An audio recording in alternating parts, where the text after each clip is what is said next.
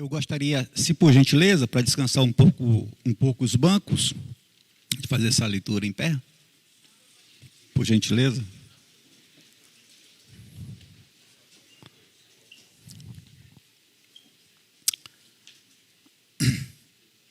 Diz assim a palavra do nosso Deus.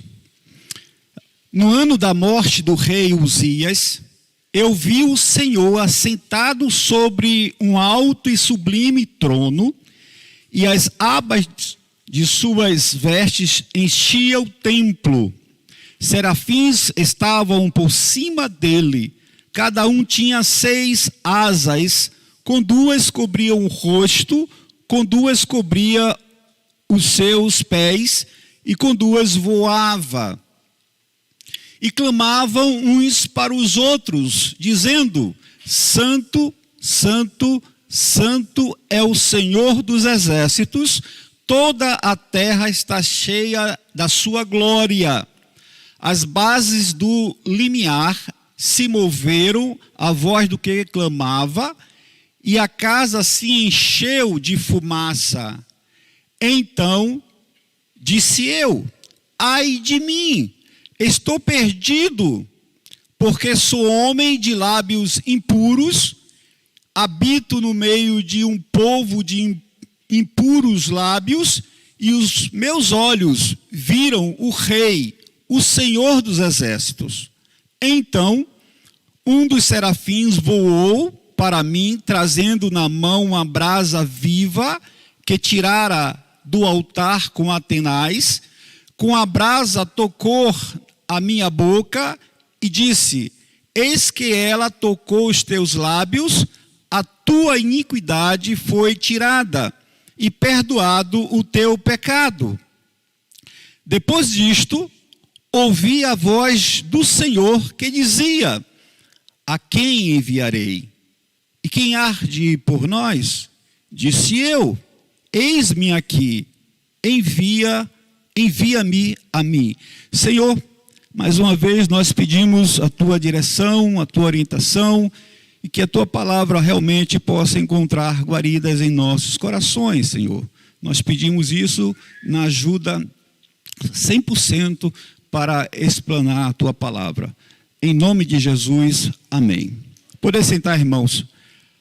Ok, a nossa intenção hoje pela manhã não é trazer um texto, uma mensagem exaustiva desse texto, mas nós queríamos tratar o que precisamos nos tempos difíceis, né? O versículo 1 menciona a morte do rei Uzias. Ele foi o 10º rei de Judá, e ele era um homem piedoso, né? Era um homem que procurou andar nos caminhos do Senhor. Ele foi altamente influenciado pelo profeta Zacarias, e ao contrário de muitos outros reis, ele não se afastou totalmente da adoração do verdadeiro Deus.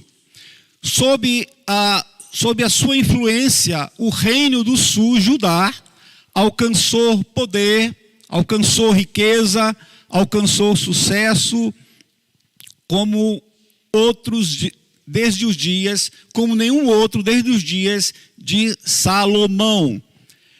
Tomado, irmãos, pelo seu sucesso como rei e pelas bênçãos recebidas do Senhor, Uzias, ele cometeu transgressões, ele pecou contra o Senhor em querer oferecer incenso no templo, algo que era só permitido à tribo de Levi, né, e da família de Arão, do sumo sacerdote. Então, em 2 Crônicas 26 e 16, fala que ele foi acometido de lepra pelo Senhor por sua desobediência, e ele ficou leproso até o dia da sua morte. Até o dia da sua morte.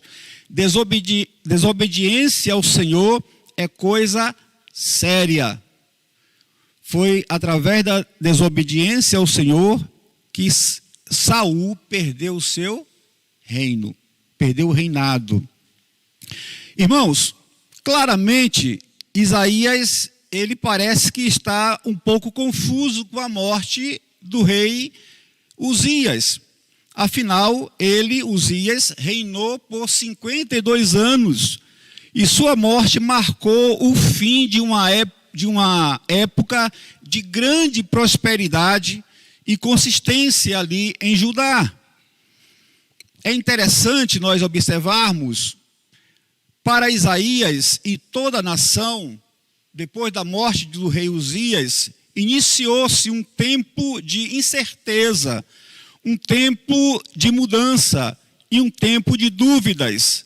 Aparentemente, Isaías tinha sua atenção focada no rei Uzias. Por quê? O reino estava em paz por longa data. Então, Isaías parece que estava focando a sua visão nele. Mas, depois que Uzias foi morto, sua atenção é redirecionada de volta para o Senhor. Aquilo que tinha sua atenção foi removida. Isaías teve um reencontro com Deus. O que aconteceu com Isaías neste evento evidencia para nós o que precisamos durante os tempos difíceis em nossas próprias vidas. Todos nós temos momentos difíceis na vida. Todos nós temos fases ruins na vida. Esses tempos podem nos afastar, podem fazer crescer ou nos afastar de Deus. A questão é aonde nós estamos focando, aonde a nossa atenção está indo. Vamos observar nesses versos, acredito eu, conhecidos, e refletir um pouco do que precisamos nos tempos difíceis da vida. Aprender o que fazer quando estamos passando por maus momentos em nossas vidas e sair o mais rápido possível dessa situação. É notório que Isaías precisava de motivação para sair desse provável sentimento de perda pela morte do rei Uzias, para realizar uma tarefa árdua, uma tarefa difícil, uma missão que eu diria quase impossível. O texto diz, a parte do texto, versículo 9, vai e dize a este povo. Para isto, ele passa por uma experiência singular, uma experiência única, uma experiência que, daquele dia em diante, marcaria totalmente a sua vida. Isaías foi despertado pelo Senhor para uma tarefa que eu diria que poucos profetas aceitariam uma tarefa dessa, né? E nós vamos observar que, por exemplo, quando nós lembramos de Moisés, uma tarefa difícil, mas ele questionou o próprio Deus. Ele, no primeiro momento, nem queria voltar do Egito, mas aqui nós vamos observar que Isaías, ele tem um comportamento diferente, ele tem uma atitude diferente, quando ele é convidado pelo Senhor para essa tarefa. Irmãos, nos tempos difíceis, nós precisamos ver o que Isaías viu. O versículo de 1 a 4, ele diz o seguinte: no ano da morte do rei Uzias, eu vi E aqui tem um problema, né? Que eu não vou comentar, vou deixar para depois o pastor responder a vocês, né? Tá certo? Como eu falei, a ideia não é trazer uma mensagem exaustiva, mas um devocional rápido, porque no Antigo Testamento, quem visse o Senhor, morria, né? E aqui ele está dizendo que eu vi o Senhor assentado sobre um alto e sublime trono, e as abas de suas vestes enchia o templo. Serafins estavam por cima dele, cada um tinha 6 asas, com 2 cobriam o rosto, com 2 cobriam os seus pés, e com 2 voava. E clamavam uns para os outros, dizendo: Santo, Santo, Santo é o Senhor dos exércitos, toda a terra está cheia da sua glória. As bases do limiar se moveram, a voz do que clamava, e a casa se encheu de fumaça. O versículo 1 fala que ele viu a posição do Senhor. Primeira coisa que Isaías vê. Qual é a posição do Senhor? Isaías viu Deus em sua soberania. Isaías consegue visualizar a soberania de Deus. Um rei humano, no caso Uzias, pode ter morrido, mas o Senhor ainda reinava. Ele viu o Senhor em toda a sua glória. A palavra trono aqui é sinônimo de realeza. Então ele viu a realeza do Senhor. Essa visão teve um impacto profundo na vida do profeta Isaías. Irmãos, quando a vida parece desmoronar pelas adversidades que nós enfrentamos, precisamos nos lembrar, precisamos colocar em nossos corações, precisamos colocar em nossas mentes do Deus que está no controle de todas as coisas. Deus está governando todas as coisas. O nosso Deus é um Deus soberano.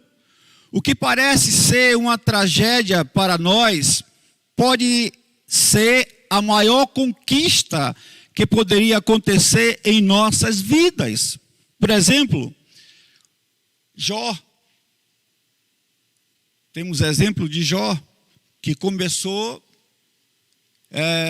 perdendo praticamente tudo, até a sua saúde, mas não perdeu a sua fé em Deus, e no final da sua vida, aliás, quase no final da sua vida, ele presenciou Deus dando em dobro o que ele tinha. Romanos 8, 28 diz: porque todas as coisas cooperam para o bem daqueles que amam a Deus. 2 Coríntios 4, 7, 17, aliás.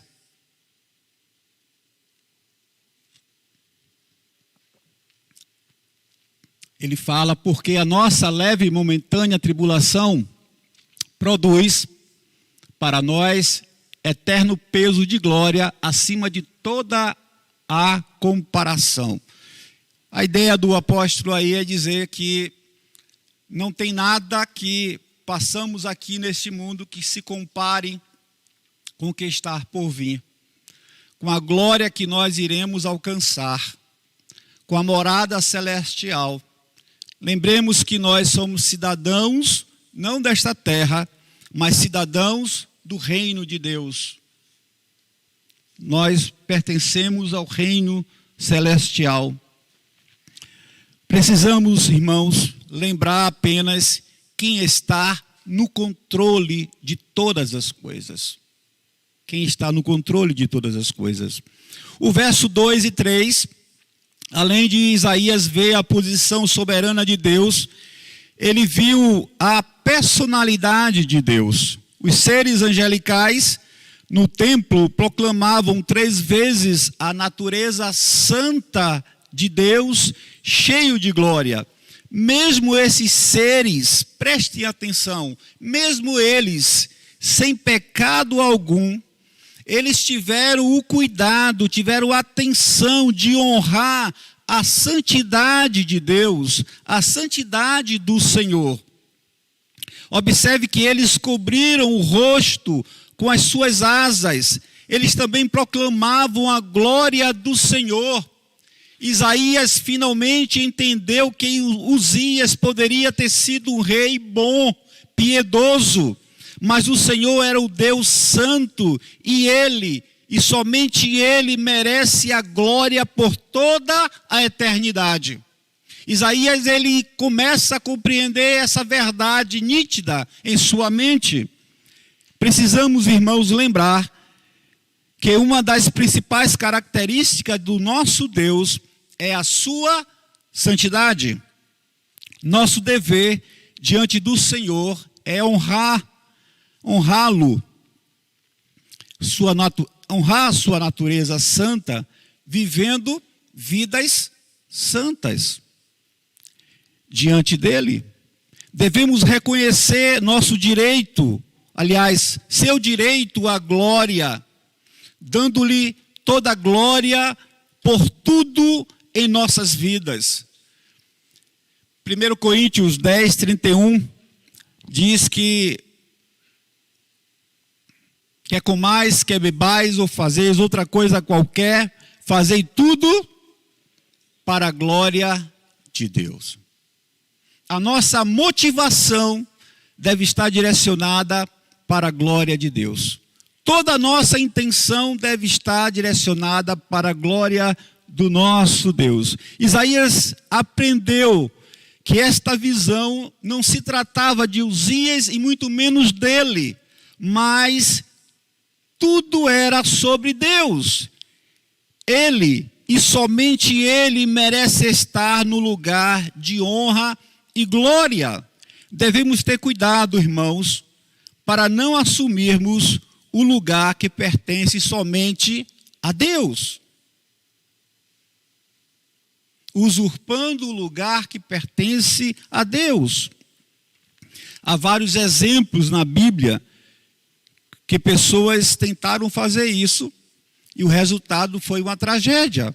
Por exemplo, Nabucodonosor, por sua soberba, ele experimentou um bom tempo a loucura. O próprio rei Uzias, ele ficou leproso porque ficou soberbo e queria fazer algo que não lhe cabia.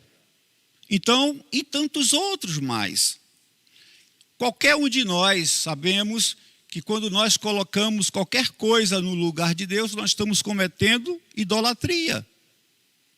Porque adoração só pertence a Ele e a mais ninguém. Então, durante os tempos difíceis da vida, precisamos lembrar de quem está operando, quem está ativo em todas as coisas, com sua santidade e para a glória do seu nome. Tiago 1,17 nos fala muito bem sobre isso.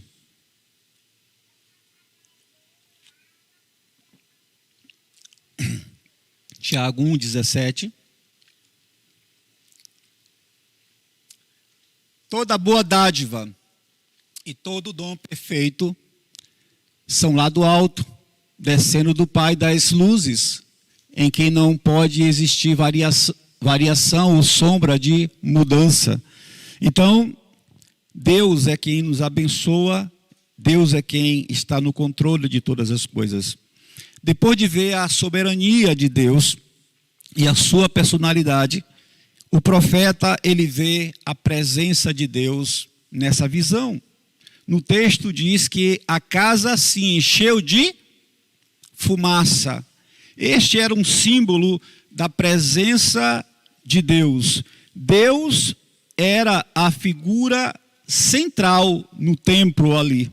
Isaías foi lembrado com bastante força, com bastante ênfase, que Uzias poderia ter morrido, mas a presença do Senhor era constante em todo lugar.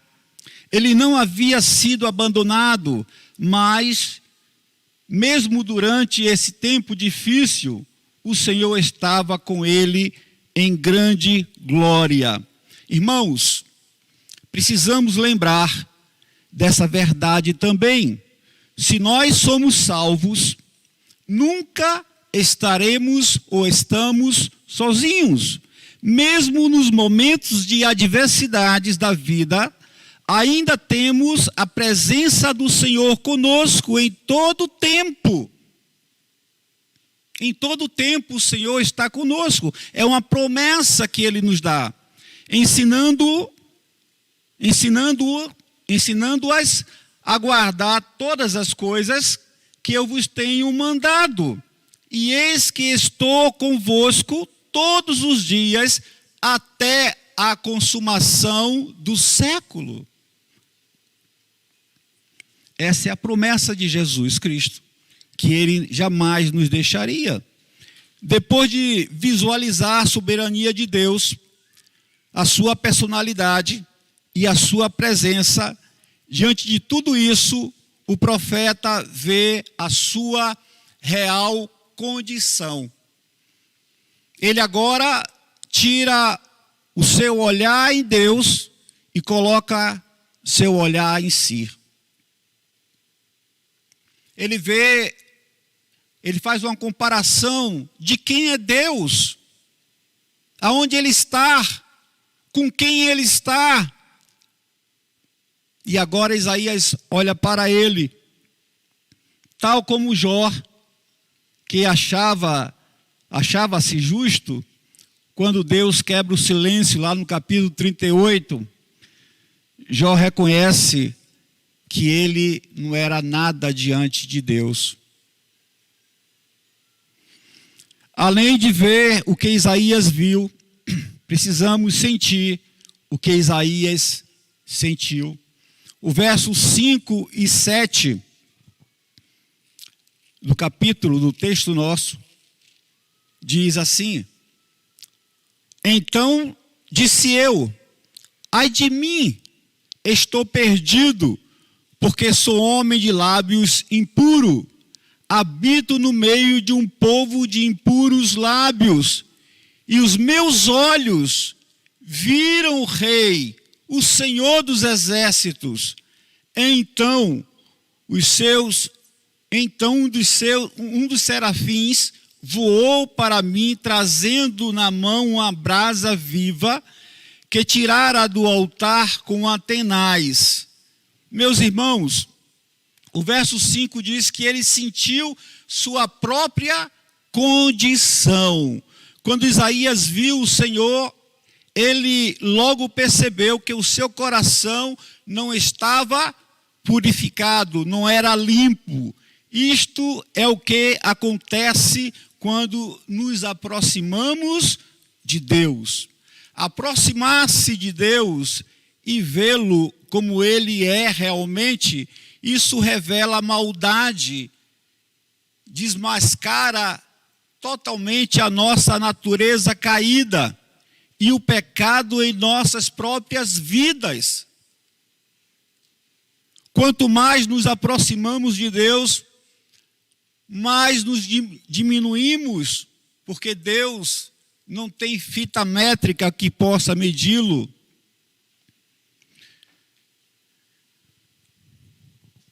É possível que Isaías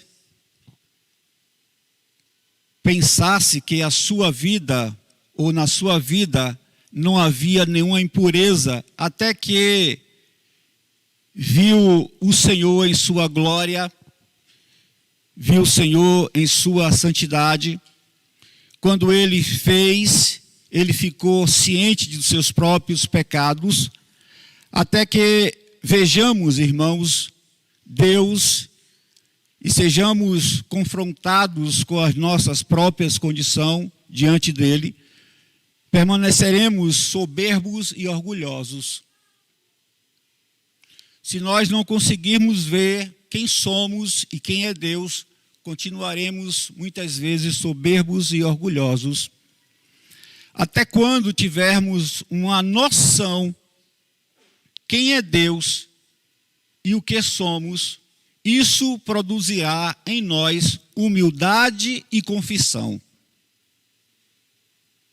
Se nós conseguirmos ter essa sensibilidade de olhar para nós e ver a nossa miséria, ver a nossa condição diante de Deus, que nós não merecíamos de hipótese alguma nada de Deus, e Ele com a sua graça nos tirou do lamaçal, nos limpou através do sangue de Jesus. Nós continuaremos ainda soberbos e arrogantes. Até quando tivermos uma noção quem é Deus e o que somos, isso produzirá em nós humildade e confissão. Isaías, ele não gritou, ai de fulano, mas ele gritou, ai de mim. Esse foi o grito do profeta, até que sejamos capazes de ver o nosso próprio pecado e nossa necessidade de arrependimento e confissão diante do Senhor, nunca ficaremos limpos dos nossos pecados. Pedro, ele teve a reação semelhante depois que Jesus realizou uma pesca milagrosa. O texto lá em Lucas 5:8 diz assim: e vendo isto, Simão Pedro prostrou-se aos pés de Jesus, dizendo: Senhor, ausenta-te de mim, que sou um homem pecador. Essa foi a declaração do apóstolo Pedro, quando Jesus ele realiza aquele milagre da pesca.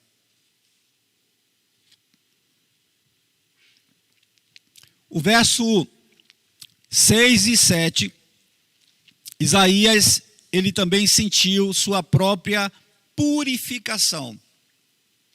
Além dele sentir a sua condição, seu pecado, ele sentiu a sua purificação. Graças a Deus, meus irmãos, graças a Deus, mas graças a Deus mesmo, o Senhor não apenas aponta nossos pecados, mas Ele também fornece um meio para a nossa purificação. Que Deus maravilhoso é esse? Com Isaías, foi um anjo com a brasa viva do altar. Conosco, é o precioso sangue de Jesus que nos purifica. 1 João 1, 7 a 9 nos fala exatamente isso.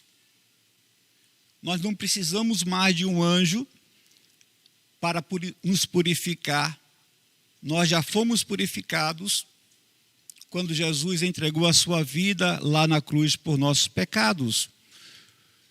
Então, um dos serafins, vou pedir que ele coloque, 1 João, capítulo 1, versos 7 a 9. Se, porém, andarmos na luz, como Ele está na luz, mantemos comunhão um com os outros, e o sangue de Jesus, seu Filho, nos purifica de todo pecado. Se dissermos que não temos pecado nenhum, a nós mesmos nos enganamos, e a verdade não está em nós. Se confessarmos os nossos pecados, Ele é fiel e justo para nos perdoar os pecados e nos purificar de toda a injustiça. Então, graças a Deus por isso. É impossível contemplarmos hoje a visão que Isaías teve, né? Foi algo específico. O texto que foi lido hoje pelo irmão diz claramente que outrora Deus falava aos pais de várias maneiras, mas hoje fala através da palavra. Se nós queremos ver a Deus, precisamos ler a palavra de Deus. Eu tenho dito que não é só ter a Bíblia, mas ler a Bíblia. Não é só ler a Bíblia, mas meditar na palavra de Deus. Não só meditar na palavra de Deus, mas praticar a palavra de Deus em nossas vidas. Após ter visto a santidade de Deus, diante dessa atitude, o profeta,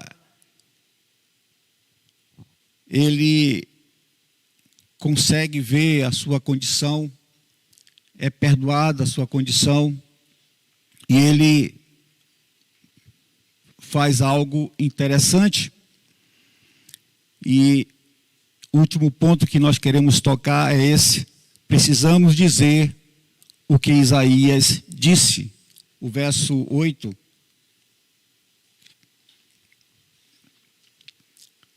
Ele disse: estou disponível. A disponibilidade, a espontaneidade de Isaías é algo incrível, tá? Porque diante do que estava por vir, diante da tarefa que ele tinha que realizar, era algo, uma missão quase impossível. Porque ele tinha que falar a um povo que queria ouvir, mas não ia entender. Então, pense aí, você falar com a parede, anos e mais anos, e você nunca obter um retorno da parede. Por que continuar falando para a parede, se ela não vai interagir com você? Pense aqui se o pastor Marcos, trazendo estudos, pregando a igreja, e a igreja ouve, mas não compreende, não responde. Para que continuar pregando?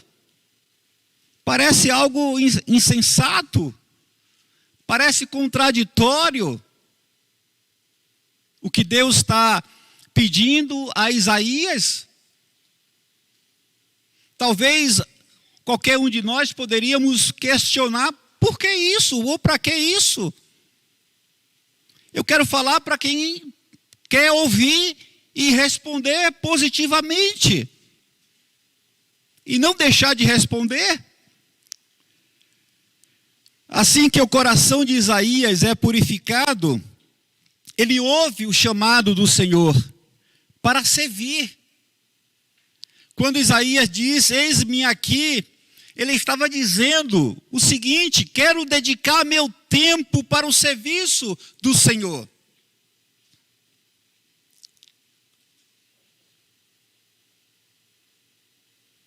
Ele estava dizendo que a sua vida estava no altar do sacrifício para a glória de Deus. É isso que ele está dizendo. Isso é o que precisamos dizer. Precisamos colocar tudo no altar de Deus e tão somente nos empenharmos em realizar a sua vontade. Nada deve ser mais importante, irmãos, para nós, salvo atendê-lo. Precisamos nos submeter a Deus, precisamos nos render, precisamos nos sacrificar, se for possível. Será que temos feito isso? Ao ouvir a voz do Senhor, ele disse: estou de acordo. Isaías, ele muda aqui o tom da palavra. Além da prontidão dele, da disponibilidade dele, da espontaneidade dele, ele diz que está de acordo. Mas isso não só disse ao Senhor de sua disponibilidade, mas também ele menciona a sua alegria, a sua satisfação, o seu prazer em estar fazendo a obra do Senhor. Precisamos ter a atitude de Isaías: Senhor, estou aqui para o que ordenares, disposto a realizar o que quiseres. envia-me, envia-me, deixa-me desempenhar a tua vontade. Isaías recebeu uma comissão para ir a Israel com notícia nada boa, nada agradável. Seu desafio também lhe foi dito que o povo não responderia. Que tarefa, que missão. Imagine Deus mandar um missionário para um lugar e ele estando lá pregando a palavra e ninguém se converte, ninguém ouve, ninguém escuta, ninguém dá atenção. Para que continuar se não tem frutos?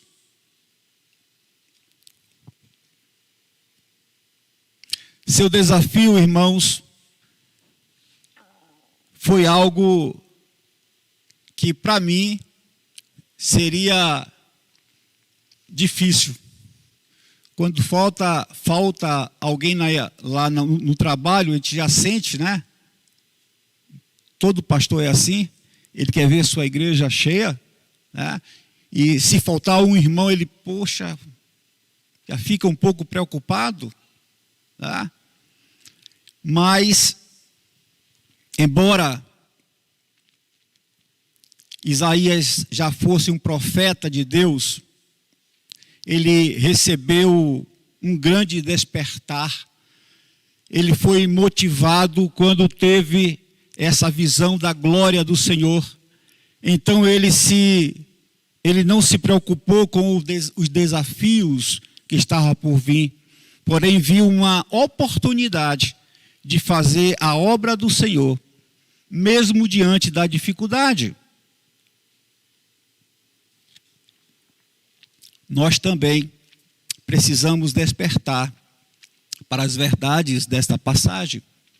Cada crente é salvo para servir ao Senhor. Cada um de nós somos uma testemunha divina desde o momento da conversão. Nós falamos de coisas celestiais. Nós falamos de coisas que aconteceram conosco, algo sobrenatural, um milagre de Deus. O Espírito Santo agiu em nossas vidas, então nós somos testemunhas divinas, porque nós falamos do reino de Deus. Nós nos empenhamos em ganhar almas, ou pelo menos deve ser assim. Nós somos cidadãos do reino de Deus. Não pertencemos a essa terra. Se Isaías teve um desafio, e ele estava disposto e pronto para aceitar esse desafio, diante do que ele viu, da posição de Deus, da personalidade de Deus, viu a sua condição, teve seu pecado perdoado. Eu pergunto à igreja, qual é o desafio da igreja na obra missionária? O desafio da igreja na obra missionária é cumprir a ordem de Jesus em pregar o Evangelho. Nós fomos salvos para pregar o Evangelho do reino de Deus. Porque nós conhecemos essa ordem e não praticamos, irmãos. Porque nós somos conhecedores dessa ordem expressa do Senhor Jesus e não fazemos como deveríamos fazer, porque nós não temos no coração a noção do valor daquilo que recebemos e da necessidade daqueles que estão lá fora. Nós não temos essa noção. Eu quero convidar hoje pela manhã, meu amado irmão, minha amada irmã em Cristo Jesus, membro desta igreja. Esse lugar não foi feito só para o nosso conforto. Não foi feito, é maravilhoso, né? Às vezes que eu chego aqui, eu fico, né, babando as cadeiras, babando o espaço, tudo muito lindo, muito bonito.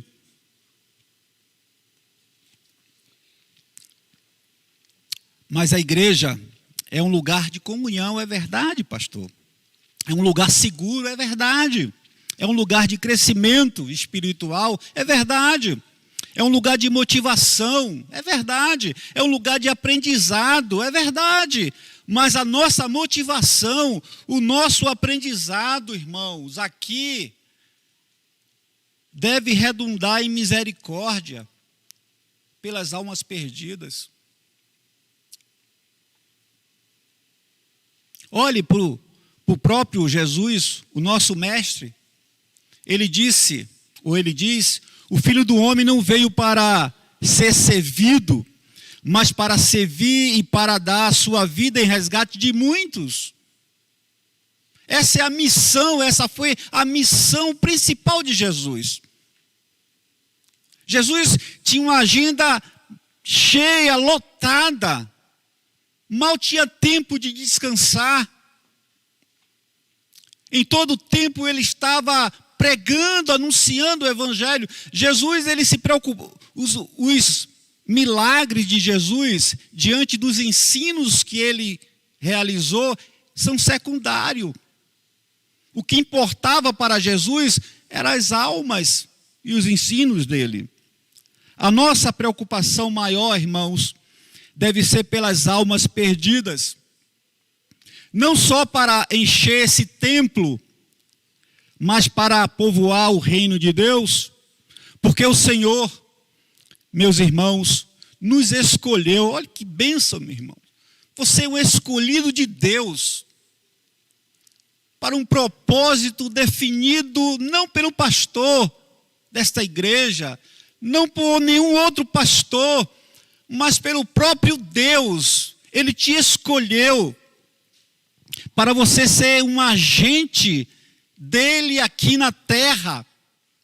Você é um agente do Senhor. Ide por todo mundo, pregai o evangelho a toda criatura. Esse é o desafio de cada um de nós. Esse é o desafio da igreja. Anunciar o evangelho do Senhor, o evangelho que transforma, que salva, que liberta, que cura, que restaura. Por isso, irmãos, diga assim para o Senhor: eis-me aqui, envia-me a mim. Essa foi a resposta do profeta Isaías. Essa deve ser a nossa resposta diante de Deus também. O grande desafio da igreja do Senhor aqui na Pituba, irmãos, hoje, é para falar do amor de Jesus. É para falar da vida eterna, da salvação às pessoas que não têm. Diga: eis-me aqui, eu quero ir, Senhor. Eu estou motivado pelo teu amor, motivado pela tua graça, motivado pela abundância da vida que o Senhor tem me dado. Faze-me, Senhor, um coração mais misericordioso, mais cheio de compaixão. Eu conheço, irmãos, crentes em Jesus, que passam anos e anos e não levam ninguém mais a Cristo. Não falam, não compartilham, não verbalizam, não anunciam o evangelho de Jesus. Já que nós somos os agentes de Jesus aqui nessa terra, nós somos seus cooperadores, seus embaixadores, os atalaias. Porque nós não comunicamos, ninguém se reproduzem, não indicam o caminho da salvação. A partir de hoje, irmãos, tem um propósito em sua vida, tem um propósito em seu coração. Qual é, pastor? Esse propósito, qual é essa motivação que eu preciso ter? Dada por Deus, não dada por mim? Eu quero pregar o teu evangelho, Senhor. Eu quero ser um agente. Isso fazer como uma filosofia de vida, como um estilo de vida. Não só porque a igreja tem um programa, mas algo que você faz voluntariamente. Lembre do nosso saudoso pastor Ricardo, que andava sempre com um folheto no bolso, e onde ele estava, onde ele ia, ele entregava um folheto, e as oportunidades que ele tinha, ele pregava o evangelho, anunciava Cristo. Isso era a filosofia de vida. Nós precisamos ter isso. Irmãos, eu quero concluir. Precisamos ver o que Isaías viu. Não literalmente, porque aquela visão, como já disse, já expliquei, é impossível. Mas Jesus diz a Tomé: bem-aventurados que não viram e creram. Nós vemos a Jesus, vemos a Deus através do olhar da fé na palavra dele. Precisamos sentir o que Isaías sentiu. A nossa condição diante de Deus. Quem éramos? Éramos pecadores, sujeitos ao inferno. Não tínhamos direito de entrar no reino de Deus. Jesus nos comprou, nos lavou, nos deu uma nova perspectiva de vida, nos deu um novo alvo de vida. E quando partimos desse mundo, nós iremos caminhar para os céus. Lembram da parábola do rico e Lázaro? Lázaro teve a recepção de ser conduzido pelos anjos para o seio de Abraão.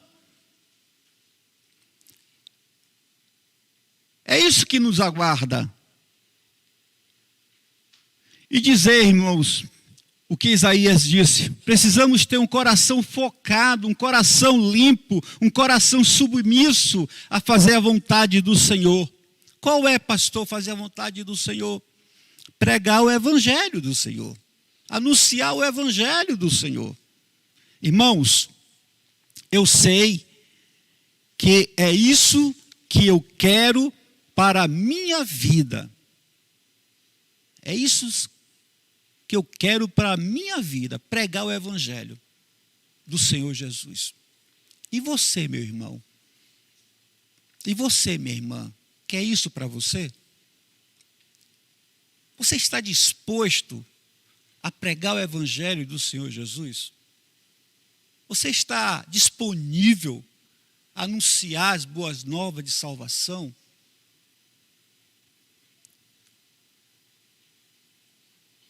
Quanto tempo tem que você tem apontado Jesus para alguém? Tem encaminhado alguém aos pés de Jesus? Tem trazido alguém à igreja para ouvir a palavra de Deus? Quanto tempo tem que você não faz isso?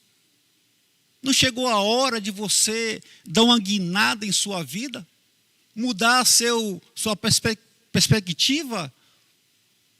É muito bom, é muito agradável se arrumar, vir aos cultos, assistir boas palestras, ouvir boas pregações, mas isso não se resume, isso muitas vezes pode se transformar até em ser religioso. E os religiosos não herdarão o reino de Deus. Você precisa ser um agente do reino dos céus.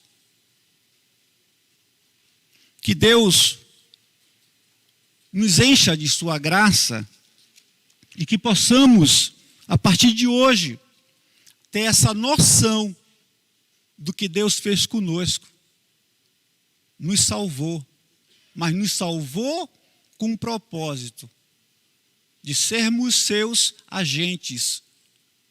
Não agente da KGB, não agente da CIA, não agente da ABIN, mas um agente do Senhor. Um agente do Senhor. Não um agente secreto, né? Se escondendo, trocando sua identidade. Não, nós precisamos divulgar quem somos para as pessoas lá fora. e dizer a elas que Jesus também as ama? Senhor, nós queremos pedir a tua graça.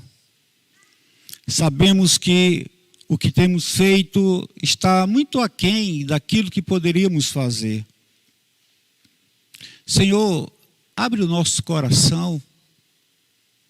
Nos dá, ó Deus, a vontade de anunciar a tua palavra, Senhor. Senhor, que possa haver o senso em cada um de nós do compromisso que temos, da responsabilidade que temos, mas também do prazer que é pregar o teu evangelho. Nos dá essa alegria.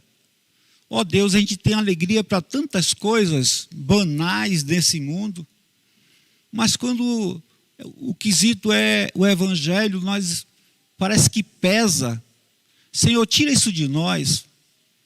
Tira qualquer coisa que atrapalhe, ó Deus, comunicar o teu evangelho às pessoas perdidas lá fora. Senhor, nos enche da tua graça para isso. Precisamos do Senhor. Nos enche do Espírito Santo para verbalizar o teu evangelho, para falar do teu amor, Senhor. Nós oramos e pedimos graciosamente em nome do teu Filho Jesus. Amém. Que Deus nos abençoe.